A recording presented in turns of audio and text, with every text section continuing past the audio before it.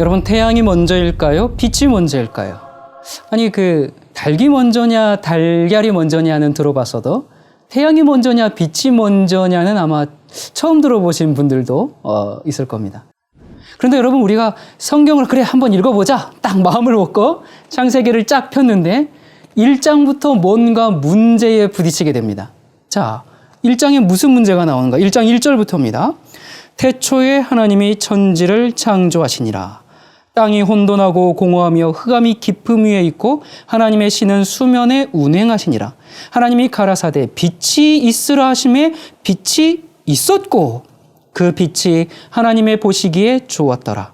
하나님이 빛과 어둠을 나누사 빛을 낮이라 칭하시고 어둠을 밤이라 칭하시니라.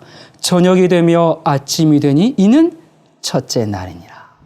자, 여기 보니까 분명히 첫째 날에 빛이 있으라 그렇게 명령하셨습니다. 그리고 그 빛의 존재 유무로 밤과 낮을 나누셨습니다. 여러분, 지금 제가 올바로 읽은 거 맞죠? 자, 이렇게 창조의 첫째 날에 빛을 만드심으로 그리고 그날부터 저녁과 아침이 있게 하셨어요. 자, 그러면 질문입니다. 이 빛이 태양입니까? 여러분, 성경은 하나님이 태양을 넷째 날에 창조하셨다고 나옵니다. 자, 우리 14절부터 봅니다. 하나님이 가라사대 하늘에 궁창에 광명이 있어 주야를 밤과 낮을 나누게 하라. 또 그 광명으로 하여 징조와 사시와 일자와 연한이 이루라. 또 그 광명이 하늘에 궁창에 있어 땅에 빛이라 하시고 그대로 되니라. 하나님이 두 큰 광명을 만드사 큰 광명으로 낮을 주관하게 하시고 작은 광명으로 밤을 주관하게 하시며 또 별들을 만드시고. 여러분, 여기 보니까 하나님께서 넷째 날에 두 큰 광명을 만드셨다고 했어요. 이 두 큰 광명이 뭡니까? 태양과 달이지요. 그걸 어떻게 알 수 있어요? 그걸로 낮과 밤을 주관하라 그랬죠. 또 일자와 사시와 연한을 이루게 하라고 했어요. 그러니까 계절과 날짜와 연도를 정하겠다 그 말입니다. 뭘로? 태양과 달로. 하루, 한 달, 1년, 이게 다 뭐와 관련이 있는 거예요? 태양과 달. 여러분, 세상에 어떤 신도 이렇게 인간의 계절과 날짜와 연도를 규정했다는 그런 신이 없습니다. 그저 그냥 그들은 나는 하나님이니까 나를 섬겨라 뭐 이런 정도죠. 그러나 성경의 하나님은 세상을 창조했다고 선언할 뿐만 아니라 이 시간의 개념까지 인류에게, 인간에게 주셨습니다. 창조와 함께, 인간 창조와 함께 계절과 이 날짜와 시간까지, 연도까지 이렇게 주셨어요. 참 하나님의 창조는 참으로 과학적입니다. 자, 그런데 여러분, 지금 문제가 있죠. 어떤 문제가 있어요? 빛과 태양이 각각 다른 날에, 그것도 태양이 나중에 창조되었다는 이 사실에 지금 있습니다. 차라리 태양을 먼저 창조하셨고 그 다음에 하나님께서 이 태양을 확 불태워가지고 빛을 만드셨다. 그러면 문제가 없어요. 그런데 빛을 먼저 만드셔서 낮과 밤을 구분해 놓은 다음에 그 다음에 넷째 날이 되어서야 태양이 등장하네요. 자, 이 문제를 어떻게 해결할 것인가 하는 진짜 문제가 발생한 것이죠. 이 문제를 이제 해결하기 위해서 여러 시도가 있었는데요.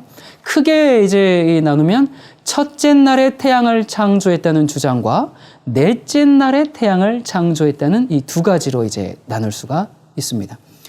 첫째 날에 태양이 창조되었다는 이제 주장 그 네 가지는 이렇습니다.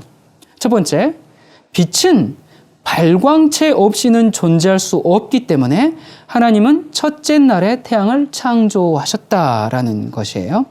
자, 두 번째, 창세기 1장 1절에 태초에 하나님이 천지를 창조하시니라. 여기에서 천지가 뭔가? 여러분, 천지가 뭐예요? 하늘천, 땅지, 하늘과 땅이죠. 그러니까 태초에 하나님이 하늘과 땅을 창조하시니라 이 말씀인데, 여기 하늘에 해와 달과 별 다 창조하셨다. 이제 그런 의미입니다. 세 번째, 창조의 첫날부터 낮과 밤이 구분되었지 않느냐. 그러니까 이 낮과 밤의 구분은 반드시 태양이 있어야만 가능하다라는 주장입니다. 그리고 네 번째, 하나님은 셋째 날에 식물을 창조하셨는데 식물이 존재하려면 반드시 태양이 있어야 하기 때문이다라는 이제 얘기들이에요. 자, 이러한 이론에 근거해서 태양이 첫째 날에 창조되었다고 주장하는 사람들은 이제 넷째 날에 그럼 하나님이 두 큰 광명을 만드셨다고 하는데 그건 어떻게 해석하는가? 그걸 이제 어떻게 이야기하냐면 그것이 소위 안개 이론이거든요. 그러니까 하나님이 이 첫째 날에 이 태양을 창조하셨어요. 하셨는데 넷째 날까지는 아주 짙은 안개 같은 걸로 딱 감싸놔서 그 빛이 태양 빛이 직접 오는 게 아니라 희미한 산광처럼 그렇게 비추다가 넷째 날에 드디어 이제 모습을 드러내면서 본격적으로 비추기 시작했다. 그렇게 해석합니다. 이렇게 들어보면 그렇지, 이러한 이해는 이제 그 과학적 상식과 조화되는 것 같아요. 또 이 성경의 충돌을 피하면서 그러면서도 그 창조의 권위와 질서를 잘 설명하는 것처럼 여겨져요. 그래서 많은 사람들이 받아들이고 있는 것은 사실입니다. 여러분, 그런데 말입니다. 이러한 주장이 과학적 모순을 해결해 보려는 시도는 가상하지만 이것이 성경적인 해석은 아닙니다. 여러분, 성경에 보면 어디 뭐 빛이 안개 같은 것에 차단되었다가 드러났더라 뭐 그런 기록이 전혀 없습니다.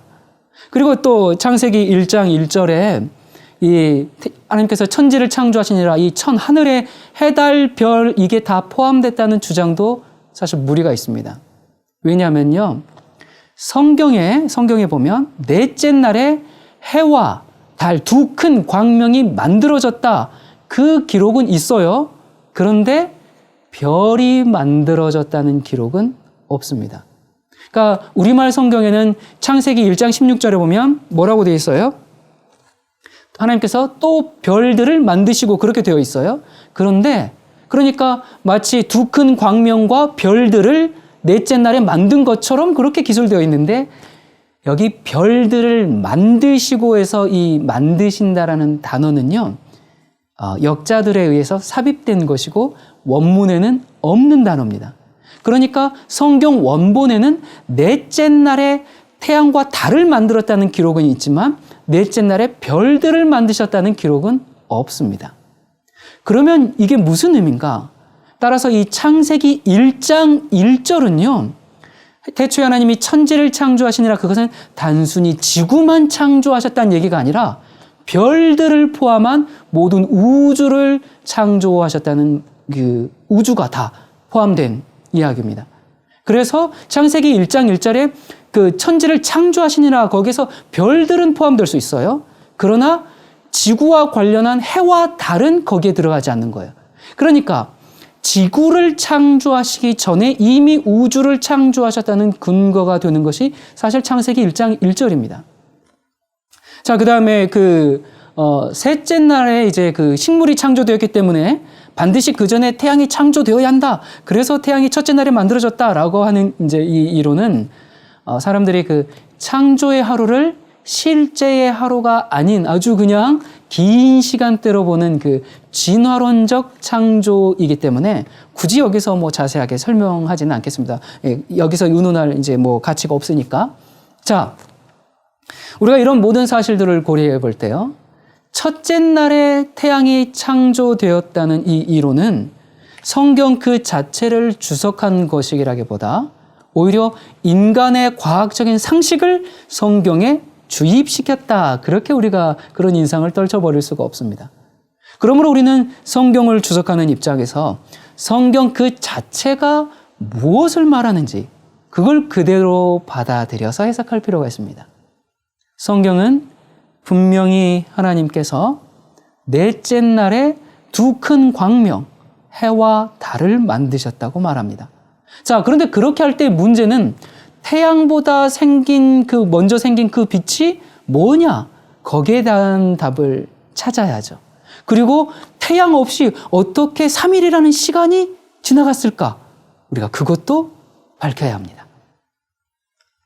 여러분, 우리가 성경을 자세히 읽어보면 하나님께서 이렇게 빛을 먼저 창조하시고 태양을 나중에 창조하신 것은 매우 의도적인 섭리가 있음을 알게 됩니다. 여러분이 창세기 1장 4절과 5절은 하나님이 빛과 어두움을 나누사 빛을 낮이라 칭하시고 어두움을 밤이라 칭하시니라. 이렇게 기록하고 있어요. 자, 여기서 보니까 빛과 어두움, 낮과 밤을 나누는 분이 누구라고요? 누구예요? 태양이에요? 하나님이에요? 빛과 어두움, 낮과 밤을 나누는 게 누구라고 지금 선포하고 있습니까? 태양이 아니라 하나님 자신이라고 지금 선언하고 있습니다. 그리고 나서 하나님께서 넷째 날에 이르러서야 하늘에 궁창의 광명이 있어 주야를 낮과 밤을 나뉘게 하라. 그렇게 하면서 주야 낮과 밤을 구분하는 기능을 누구한테 넘기고 있어요? 광명에게, 태양과 달에게 그때 넘겨주고 있습니다. 그러니까 하나님은 처음 3일 동안은 하나님께서 직접 빛을 주관하시면서 주야를 구분하시다가 넷째 날에 가서야 비로소 빛과 각종 주기의 그 통치권을 누구한테 넘겨주는 거예요? 광명에게, 해와 달에게 위탁하고 계신 거죠. 하나님이 그렇게 하신 것은 왜 그랬을까요? 빛의 근원과 계절과 날짜와 연대와 시간, 이런 각종 주기의 통치자가 누구다? 전적으로 하나님 당신 자신임을 증거하신 것입니다. 여러분, 하나님께서는 빛은 광명이 없어도 존재한다. 그러니까 태양이 없어도 빛은 존재한다. 하루의 구분과 주기의 운행도 태양이 없어도 다 가능하다. 그것을 하나님께서 처음부터 증거하심으로 피조물들이 태양이 빛을 발한다는 이유로 그것을 섬길 이유가 없음을 아예 초장부터 분명하게 이렇게 하신 겁니다. 만약에 이 태양보다 빛이 먼저 창조되었다는 이 사실은 모든 종류의 태양 숭배에 대한 공개적인 거부죠. 여러분, 일찍이 모세가 이제 그 가나안 입국을 눈앞에 둔 세대를 향해서 신명기 4장 19절에 이렇게 얘기합니다. 또 두렵건대 너희들이 내가 하늘을 향하여 눈을 들어 1월 성신 하늘 위의 군중 곧 너희 하나님 여호와께서 천하 만민을 위하여 분정하신 것을 보고 미혹하여 그것에 경배하며 섬길까 하노라. 자, 이게 뭐예요? 너희들이 지금 태양 숭배할까 봐 걱정된다. 지금 그 얘기예요. 자, 여러분, 인간이 하나님을 떠나서 섬기는 모든 제단에는 가장 먼저 무슨 숭배가 나옵니까? 태양 숭배입니다. 모든 그 이방신에는 태양 숭배가 있습니다. 여러분, 빛은 생명의 근원이에요. 그래서 하나님은 빛을 가장 먼저 창조하셨습니다. 그러나 하나님은 그 빛을 태양에 의존하지 않으시고 하나님 자신이 빛을 친히 주관하셨습니다. 여러분, 그래서 이것이 하나님께서 그 회복될 에덴에 무슨 일이 벌어집니까? 회복될 에덴에서는 다시 밤이 없겠고 등불과 햇빛이 쓸데없으니 이는 주 하나님이 저희에게 비추심이라. 계시록 22장 5절에 놀라운 말씀이죠. 이 말씀이 보세요. 하나님 자신이 빛이기 때문에 더 이상 태양이 필요 없답니다. 그러니까 해 없이 빛이 비추일 것을 약속하고 있는 겁니다.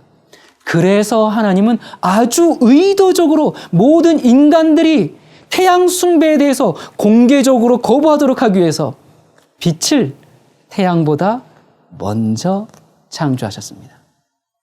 여러분, 지금 우리는 이미 지금 다 창조된 세계를 보고 있잖아요. 그러다 보니까 우리가 보고 있는 그 피조 세계의 질서 속에서 그 창조주의 능력을 그 우리의 그 상식과 과학 안에서 하나님의 능력을 제한해서 이해하려는 경향이 좀 있습니다. 여러분, 하나님이 이 우주의 법칙을 주관하신다는 것을 우리가 믿으면서도 동시에 또 우리가 어떻게 생각하냐면 하나님도 이 우주의 법칙 안에 갇혀 있을 것이라고 생각하는 것이죠. 물론 그 자체가 틀린 것은 아닙니다. 하지만 우리가 이해하고 있는 그 우주의 법칙과 하나님의 우주의 법칙은 좀 다를 수 있거든요. 우리는 인간의 한계 속에서 겨우 조금 이해하고 있는 것 아닙니까?